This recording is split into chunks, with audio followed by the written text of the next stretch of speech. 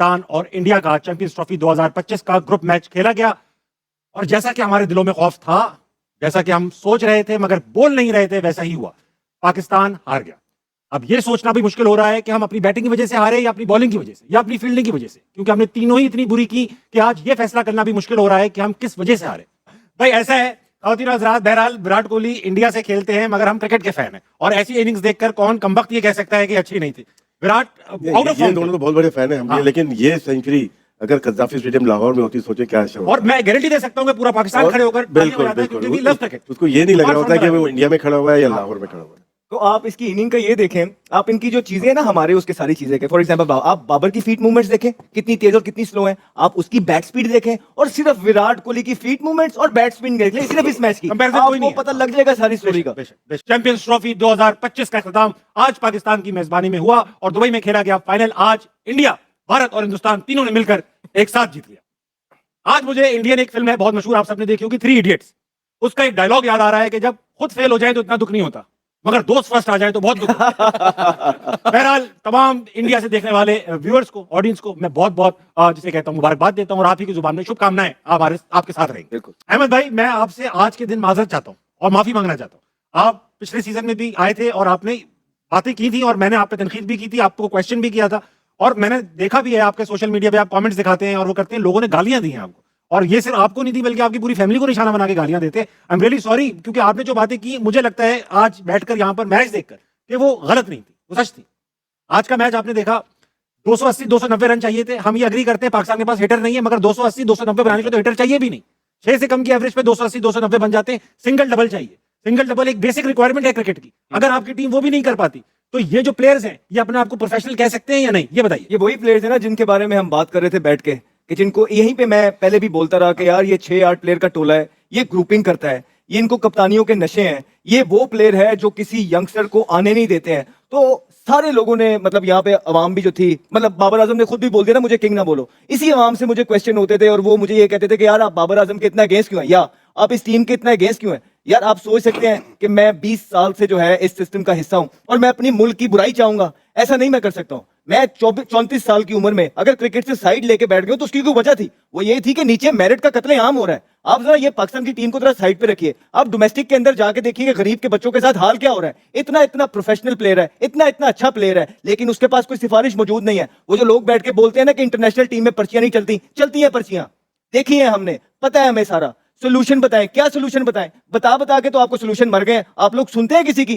Chairman cricket board साहब आए, उन्होंने बोला सर्जरी होगी। कौन सी सर्जरी? ये सर्जरी बैठी हुई है एक, इनको प्लान के तहत लेके आया, ठीक है, इनको प्लान के तहत लाया गया कि वर्ल्ड कप के बाद सारा मलबा 2 प्लेयरों पे डाल के साइड पे कर दिया, एक सिलेक्टर को निकाल दिया, उसकी भी तनख्वाह नहीं रोकी, ये प्लानिंग। फिर अब मेंटोर्स आप लेके आए हैं, उनको आपने टीवी चैनल्स पे बिठा दिया है, 50-50 लाख आपसे तनख्वाह ले रहे हैं, वो सच बोलेंगे बैठ के, आप पे तनकीद करेंगे? ऐसा हो ही नहीं सकता है। ये जो परफॉर्मेंस थी ये हमारे लिए नई नहीं थी। सपोर्ट करें, कितनी सपोर्ट करें, मर जाए सपोर्ट कर करके। रियलिटी है छुपाई लोगों से हमने कहा ये टीम करेगी, पहले 2 मैच नहीं बर्दाश्त कर सके आप, यही स्किल लेवल है, ये सच्चाई है इस टीम की। कोई पागल नहीं है हम लोग के बैठ के जो है ना अपने प्लेयर या अपने मुल्क के लोगों के लिए, लेकिन नहीं, इन्होंने टीम में ग्रुपिंग्स की, इन्होंने टीम में वो सारी हरकतें की जो एक टीम का माहौल खराब कर सकता है।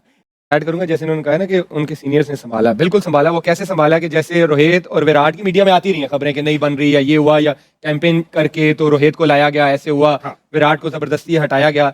लेकिन आपने ये देखा होगा कि टीम से ऐसी वाइब नहीं आई। नहीं आई। तो जब भी सेलिब्रेशन आप देखें, मैच खत्म होता है, एक दूसरे को हग कर रहे हैं, स्माइल कर रहे हैं, और विराट से पिछले 2 साल से परफॉर्म नहीं हो रहा था, लेकिन वो टीम से ड्रॉप नहीं हुए। इट मींस कि उन्होंने जो एक सीनियर प्लेयर डिजर्व करता है, जो एक परफॉर्मर था, उसको अपना टाइम दिया था, ठीक, क्योंकि विराट कोहली भी एक ऐसा प्लेयर था कि वो भी रिस्पेक्ट डिजर्व करता है, बेशक। और मुझे लगता है कि ये जैसे अहमद ने कहा ना कि सीनियर का रोल होता है, अगर लगे कि वाइब्स आ रही हैं ऐसी, आई एम श्योर कि बैठ के ये बात हुई होगी कि अगर जो भी आपस में है इस चीज को खत्म किया जाए, इंडिया को आगे रखा जाए। और उन्होंने, मुझे लगता है कि वो साबित भी किया। अगर आप देखें, जब वो टूर्नामेंट जीतते हैं, वो जाते हैं, वो ट्रॉफी को लेके उस विकेट पे बैठते हैं, इन्होंने 2024 में भी यही किया कि उनके लिए वो मेरे ख्याल में वो वैल्यूज इतनी बड़ी है कि उन्होंने अपनी चीजें पीछे रखी है। तो जब आप वैल्यूज को, कंट्री की वैल्यूज को आगे रखते हैं और ये जो छोटी मोटी बातें, लड़ाइयां पीछे रखते हो, तो आपको रिजल्ट्स भी ऐसे आते हैं। आपका दुख हम सबसे ज्यादा होगा, लास्ट टाइम आप इस टीम का हिस्सा थे जो ये ट्रॉफी यहां लेकर आई थी, उस मैच का एक कलेदी किरदार भी अदा किया था आपने, चैंपियंस ट्रॉफी लाने में, जितवाने में। हमारा दुख शायद आपसे, आपका दुख हमसे कहीं ज्यादा होगा। How are you feeling right now?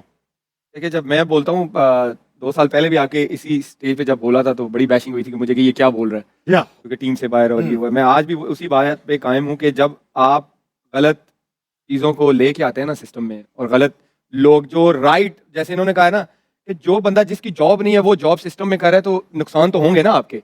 मैं अभी भी कहता हूं कि अब वो बंदे सामने लेके आए कि पिट पिट के ये दुनिया मर गई कि जेन्युइन ओपनर्स ले लो, जेन्युइन स्पिनर्स ले लो। उन्होंने कहा कि नहीं, हमने इसी के साथ जाना है। अब वो बंदे सामने आने चाहिए कि जिन्होंने ये कहा था कि हमें यही स्क्वाड चाहिए, हमें स्पिनर्स नहीं चाहिए, हमें प्रॉपर, और आपने उन्हीं चीजों पे स्ट्रगल किया है। एक ही सवाल तीनों से, वो ये कि अहमद भाई, ऑस्ट्रेलिया का डोमेस्टिक ऑस्ट्रेलिया की टीम, उनका सिस्टम गैर सिफारशी मेरिट, इंग्लैंड का भी सेम, न्यूजीलैंड का भी सेम, साउथ अफ्रीका भी सेम। एक्स फैक्टर इंडिया के पास जो है, तो इन फैसिलिटीज तो इन सारे बोर्ड्स के पास, मगर एक एक्स फैक्टर जो इंडिया के पास है जिसकी वजह से ये टूर्नामेंट जीते, वो एक्स फैक्टर क्या है? आई थिंक इनके जो सीनियर प्लेयर्स हैं, रोहित शर्मा और विराट कोहली, इनका बड़ा अमल दखल है इनकी टीम बनाने में और उनके यंगस्टर्स को ग्रूम करने में और खड़ा करने में। ये इन्होंने टीम के अंदर कोई भी इस तरह की ग्रुपिंग्स नहीं होने दी, हालांकि कप्तान रहे हैं, कुछ भी कर सकते हैं, पावरफुल है। इन्होंने मेरिट पे सिलेक्शन की है, right man for the right job लेके आए हैं। इनकी टीम पूरी है। जिस तरह पाकिस्तान आप देखेंगे पिछले 4 सालों में कोई ऑलराउंडर भी नहीं बना पाया, कोई स्पिनर पाकिस्तान के पास मौजूद नहीं थे, इसी तरह के हालात थे। लेकिन जब से विराट कोहली और रोहित शर्मा के पास चीजें आई हैं, इनके पास एक एक जगह के 2-2 3-3 प्लेयर हैं। इसी वजह से इनकी 2-2 3-3 टीमें खड़ी हुई में मिल रहे हैं। तो आई थिंक इनके सीनियर प्लेयर्स का बहुत रोल है इनकी टीम को खड़ा करने में, क्योंकि जब स्टेक बड़े हो जाते हैं उनके सीनियर वहां पे खड़े होते हैं। और कहीं और इस तरह का होता है कि जब स्टेक बड़े हो जाते हैं तो सीनियर जो है वो पड़े होते हैं।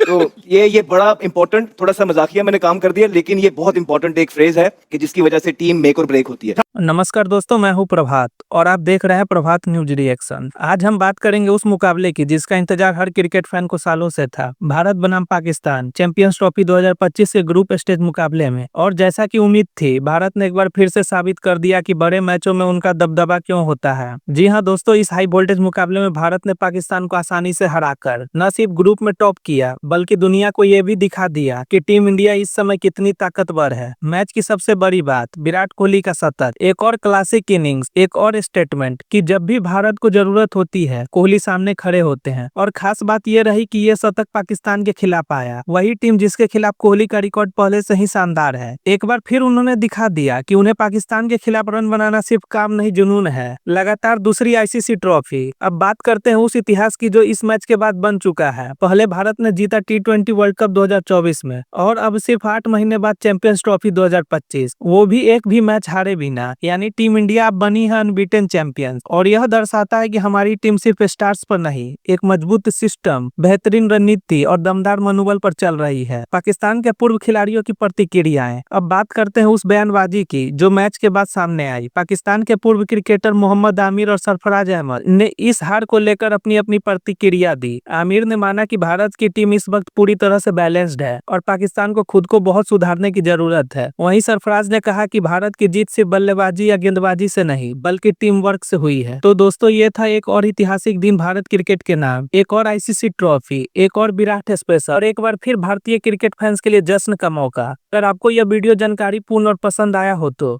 वीडियो को लाइक करें, सब्सक्राइब करें हमारे चैनल प्रभात न्यूज रिएक्शन को, अपने दोस्तों के साथ शेयर जरूर करें ताकि वो भी जान सके टीम इंडिया की ताकत क्या होती है।